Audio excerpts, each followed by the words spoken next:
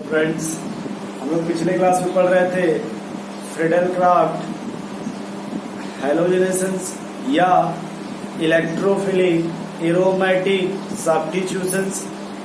अब हम लोग नेक्स्ट हेडिंग पढ़ेंगे। सॉरी तो वहां देखो हम लोग क्या पढ़े थे भाई। यदि बेंजीन का रिएक्शंस क्लोरीन से करा दिया जाए, इसके प्रेजेंस में एल्युमिनियम क्लोराइड, तो फॉर्मेशन किसका होगा? C6H5Cl plus HCl plus AlCl3। अब यहां लिखिएगा मैकेनिज्म। ये रिएक्शंस का मैकेनिज्म क्या होगा? तो हम लोग का जो पूरा फोकस होगा वो किसी भी रिएक्शंस का मैकेनिज्म क्या है, इन किस मैकेनिज्म से ये रिएक्शंस होगा। ठीक है भाई, मेन जो अपना फोकस होगा वो आपका मैकेनिज्म पे होगा कि किसी भी रिएक्शंस का मैकेनिज्म क्या है। ठीक है, तो देखो यहाँ पे क्या होगा कि सबसे पहले इनऑर्गेनिक से रिएक्शंस होगा। यानी जो क्लोरीन है इनऑर्गेनिक से रिएक्शंस होगा।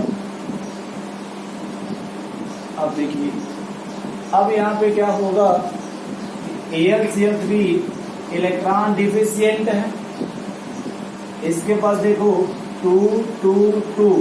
6 इलेक्ट्रॉन है।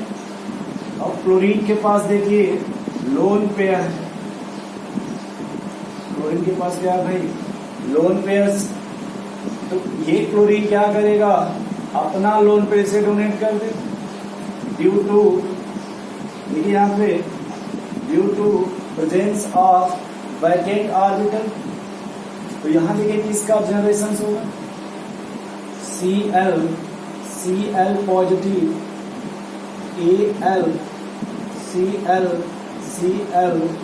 Cl negative.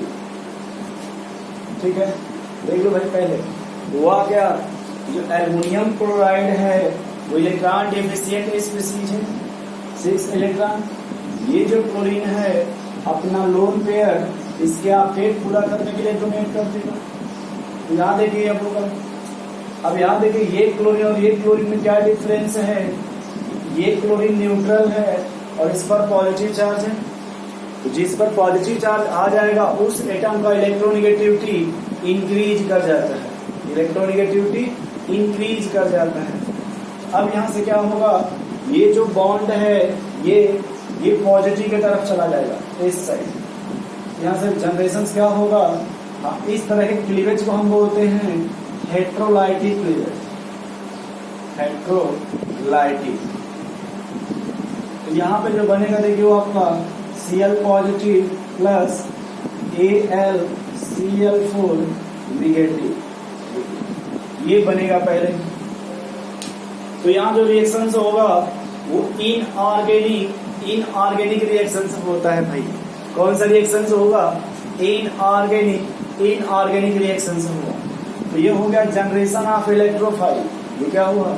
Generation of electrophile. अब देखिए अपना ये इलेक्ट्रोफाइल जाके अटैक होगा ऑर्गेनिक कंपाउंड से। देखिए ये आपका बेंजीन है, दैट इज ऑर्गेनिक कंपाउंड्स। तो जब किसी भी रिएजेंट का ऑर्गेनिक कंपाउंड्स पे अटैक होगा, देखिए ये जो Cl पॉजिटिव है जब इसका अटैक ऑर्गेनिक कंपाउंड्स पे होगा तो इसी को हम बोलते हैं स्टेप 1। इसी को हम क्या बोलेंगे? स्टेप 1। ठीक है भाई। अच्छा, थोड़ा यहाँ देख लीजिएगा, ये लिख लीजिएगा हाइड्रोकार्बन का ये सेकंड लेक्चर है। इसके पहले जो था वो फर्स्ट लेक्चर था।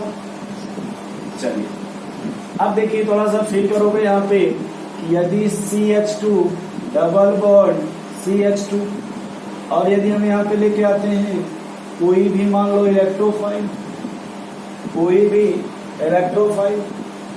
तो ये जहां से जनरेट होगा सामने वाले पे नेगेटिव होना चाहिए। इसको ऐसा ब्रेक कराएंगे हम, अगर इधर करा उस साइड कराओगे तो यहाँ निगेटिव आ जाएगा और यहाँ पॉजिटिव आएगा, ये इधर अटैक होगा ऐसे। ठीक उसी प्रकार थोड़ा जो बेंजीन रिंग देखो, बेंजीन रिंग जो है, अब ये अच्छा हटा देते हैं, आप जान गए होंगे। इसका जो पाई बॉन्ड है ये अटैक करेगा ऐसे, थोड़ा एरो ध्यान से बनाइएगा नोट्स में। जो बेंजीन का पाई बॉन्ड है वो कहाँ अटैक किया, क्लोरीन के पास। और बड़े ध्यान से सुनना, जैसे ही अटैक करेगा क्लोरीन के पास बनेगा क्या आपका ये और देखो Cl पॉजिटिव, Cl पॉजिटिव। अब देखो यहाँ पे यही क्या लिखे हुआ, स्टेप 1। स्टेप 1 क्यों लिखे हैं भैया, आप ये देखिए। तो आप लोगों ने ही कहा था थोड़ी देर पहले, या आप लोगों ने ही सुना भी था, जब कोई भी इनऑर्गेनिक कैटलिस्ट या इनऑर्गेनिक रिएजेंट ऑर्गेनिक सब्सट्रेट पे अटैक होता है, यहाँ बॉन्ड का ब्रेकडाउन होगा, और जब ये अटैक होगा ऑर्गेनिक सब्सटेंस पे, इसी को हम बोलते हैं स्टेप 1। अब देखो आप थोड़ा सा, ये जो आपका इंटरमीडिएट बना कार्बोकैटायंस, अब ये कंपाउंड एरोमेटिक था। देखो ये जो बेंजीन आपका है ये भाई एरोमेटिक था, क्या था, और जैसे ही इलेक्ट्रोफाइल का अटैक हुआ इसकी एरोमेटिसिटी लॉस हो गई। देखिए यह लॉस हो गई ना, इसी को बोलते थे लॉस ऑफ एरोमेटिसिटी। यहां आपने लिखा था स्लो स्टेप, और इसी को हम लोग बोलते थे RDS, यानी जो एरोमेटिक कंपाउंड था, यहाँ देखो उसकी एरोमेटिसिटी लॉस हो गई ना, लूज हो गई ना भाई एरोमेटिसिटी। इसीलिए देखो ये कुछ बीच में नहीं, यहाँ मत सोचिएगा, ये बहुत डैमेज है थोड़ा सा। तो अब ये जो नया बॉन्ड देखिए यहाँ पे, ये जो नया बॉन्ड बना है सिग्मा बॉन्ड है, सिग्मा बॉन्ड है ना, इसीलिए हम इसको सिग्मा कॉम्प्लेक्स बोलते हैं। इसे क्या बोलते हैं, सिग्मा कॉम्प्लेक्स। अच्छा देखो एरोमेटिक था ना, एरोमेटिक कंपाउंड्स में पॉजिटिव आया है भैया, तो जैसे कार्बन में पॉजिटिव आता है तो कार्बोकैटायंस बोलते हैं। जब एरोमेटिक पे आएगा तो इसी को फिर अरेनियम आयन बोलते हैं, अरेनियम आयन, इसी को हम क्या बोलते हैं, अरेनियम आयन। जैसे का दूसरा नाम है सिग्मा कॉम्प्लेक्स। तो सिग्मा कॉम्प्लेक्स देखो अभी क्यों बोलते हैं ये भी बताऊंगा आपको, ठीक है। कुछ तो ये भी है इंफॉर्मेशन सिग्मा के लिए, यहाँ जो नया बॉन्ड बनता है वो सिग्मा बॉन्ड बनता है, और यहाँ का जो हाइब्रिडाइजेशन है वो sp3 हो जाता है। यहाँ का हाइब्रिडाइजेशन sp3 हो जाता है, इसीलिए हम इसको सिग्मा कॉम्प्लेक्स बोलते हैं। अब थोड़ा सुनो मेरे भाई कि ये देखो ये एरोमेटिक लिखा है ना, और आप जानते भी यार इसकी एरोमेटिसिटी लॉस हो गई ना। अब ये जब एरोमेटिक था तो स्टेबल था, जब एरोमेटिक था तो स्टेबल था, लेकिन जब इसकी एरोमेटिसिटी लॉस हो गई तो अनस्टेबल हुआ ना।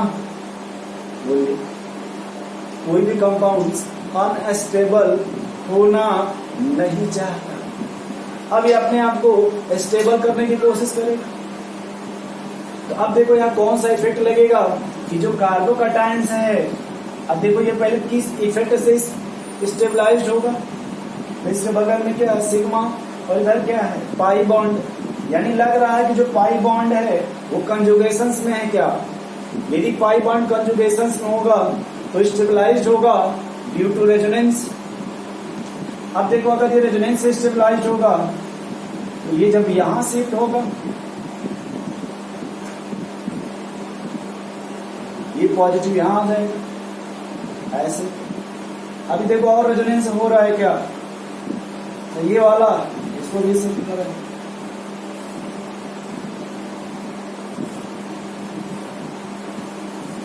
यहाँ पॉजिटिव आ गया। एक बात याद रखिएगा कि हर कार्बन पे H है, हर कार्बन पे H है।